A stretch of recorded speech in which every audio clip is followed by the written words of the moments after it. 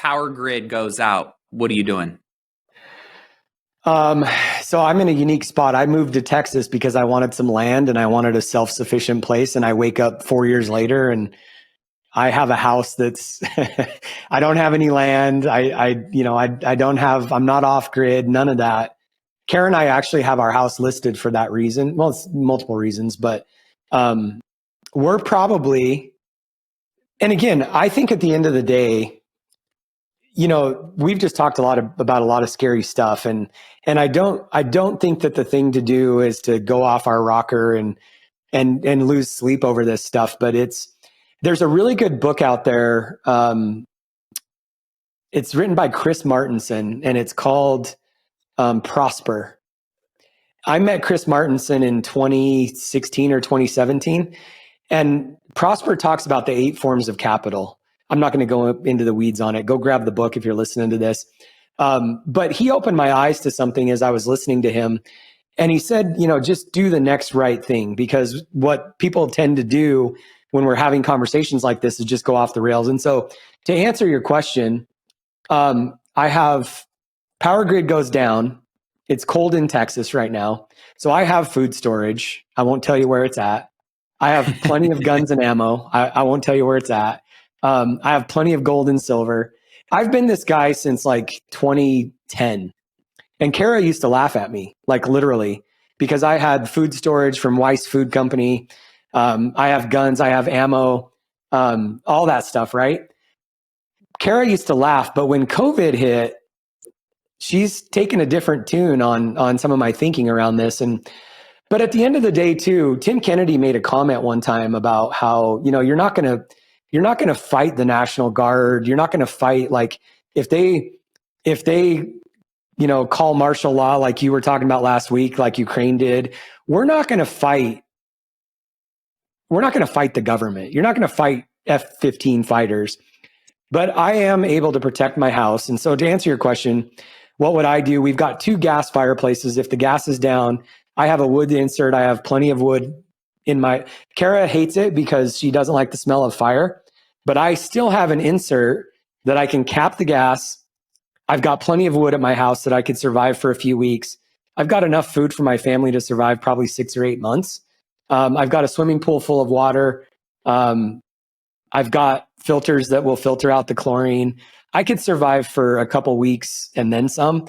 But honestly, if we're in a scenario where you got to survive 6 or 8 months, to me, that's the reason why I brought up the book Prosper. Because ultimately, at the end of the day, unless you're like some of the people here in Austin that are in our community, and you've got 5, 10, 20, 40 acres, that's the ultimate preparedness. But I could survive a few weeks. I could protect myself for a few weeks. My family could survive. I think it's important to have a few weeks worth of food.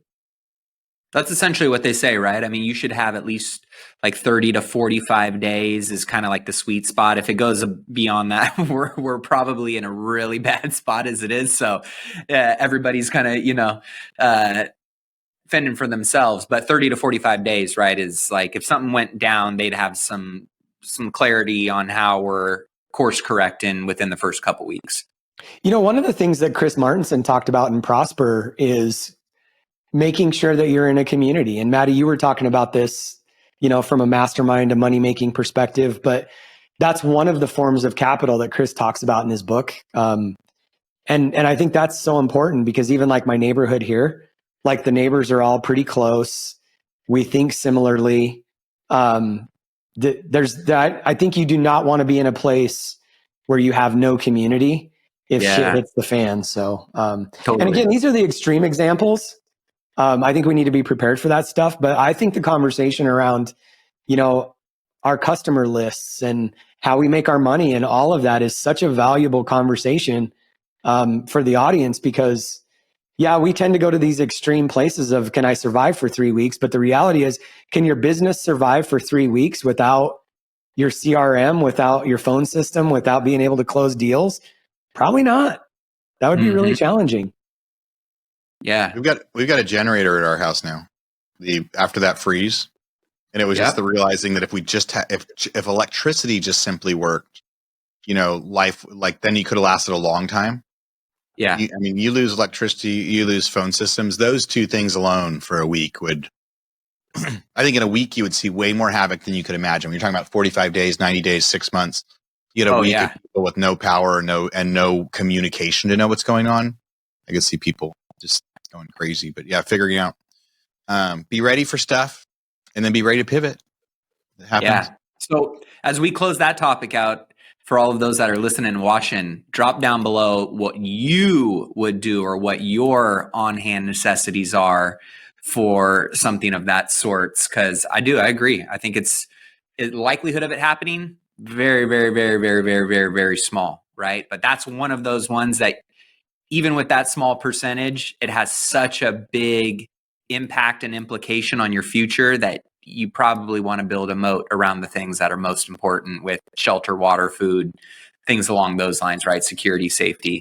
Hey guys, if you enjoyed this snippet and want to catch the full episode, head over to our YouTube channel, The King's Table Podcast. The link is right down in the description below. Don't forget to hit that subscribe button, like, and ring that bell for notifications, and you are not going to want to miss this amazing content that we have for you every Friday. And remember, we love hearing from you, so drop your thoughts, questions, or feedback that you might have in the comments. We read everything, and we want you guys to respond so we can engage with you. It means the world to us. A big thank you for being part of the King's Table community, and if you found value in today's episode, remember that the cost of listening is that you must share it with somebody that may benefit, whether it's your friend, your family, your coworkers. So please keep sharing, keep engaging, and until next time, stay royal.